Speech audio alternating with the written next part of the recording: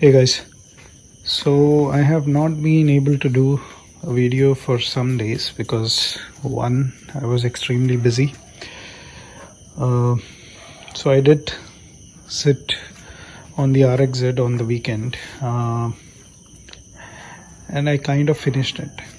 But then the biggest challenge is first, I didn't install the pressure plate correctly, so because of which the bike was not going into gear. But then when it went into gear, it's not engaging any gear beyond second. So like I'm not able to go into third gear and fourth gear, and obviously the fifth gear. So the thing is, I don't have time now to take apart the clutch side cover. I know where the problem is. The problem is either with the shift fork that shifts the gear, or there is an issue with the gear drum. So I have to look into that. But while I was fixing it yesterday, I managed to hurt my thumb. So as you can see, there is some dried blood here. So what happened is this thumb got crushed and looks like I might lose the nail. So yeah, that happened. I could not get a hose for the front brake, and tell you very honestly, without the front brake the bike is a little scary. Another thing is, if you look at the footrest, it's actually sitting little above the brake pedal. That is because the brake pedal is hitting the silencer.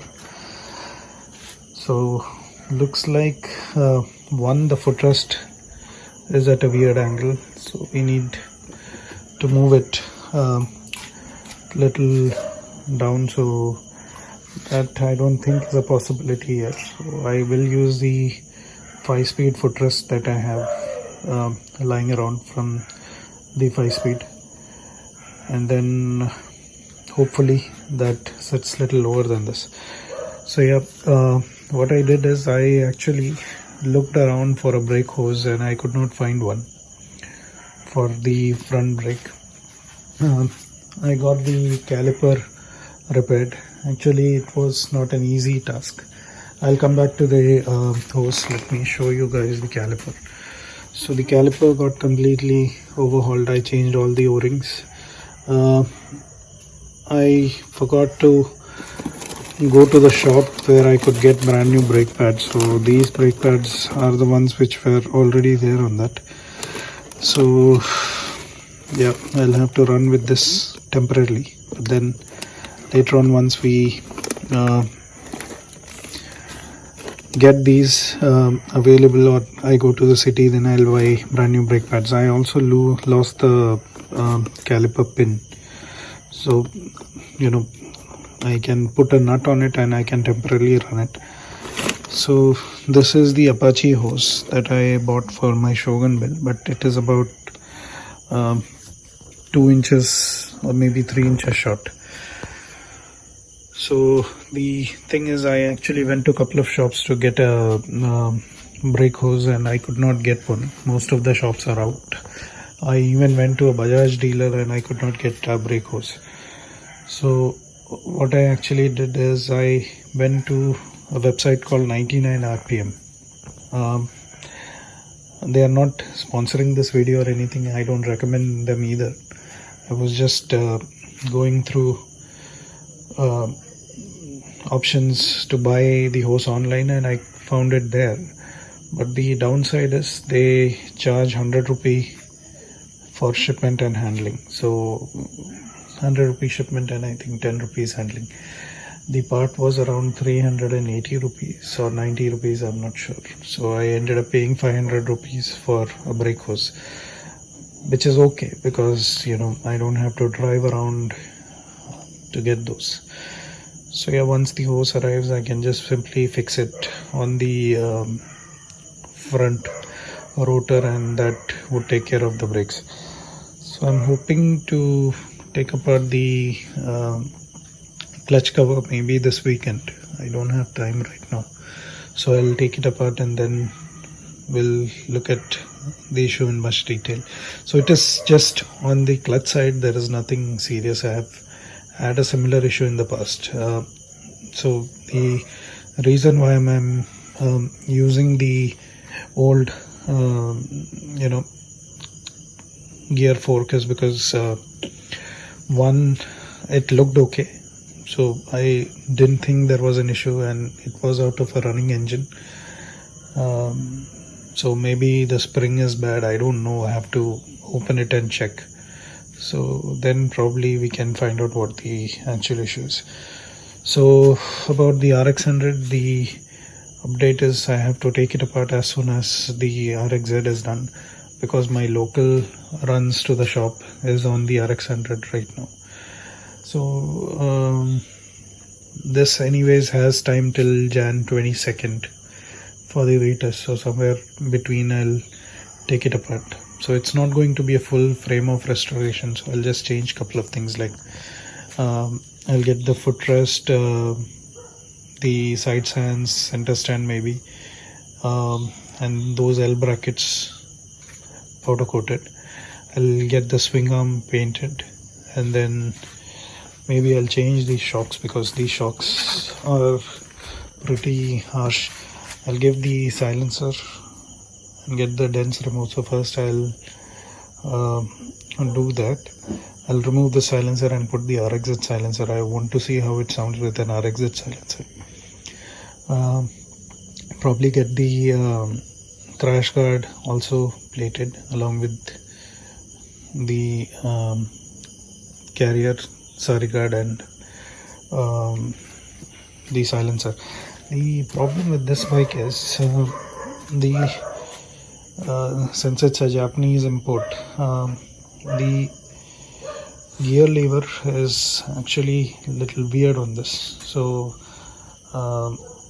the hole on the gear lever I'm talking about, this hole is little bigger than what we usually get. So the problem with that is you cannot install a new gear lever. If you see, the rest of the stuff is relatively new, only the gear lever is rusted because of that reason. So this is the original gear lever the bike came with. So I don't know, probably it's just the model that I have has a problem. So I was considering changing the gear lever pivot pin, but then it has been there for almost now 30 years. This is a 1989 bike, so I'm not sure whether it will come out easily. Most likely it will break the cover, and this cover is little difficult to find because this is the cover which has that made in Japan inscription.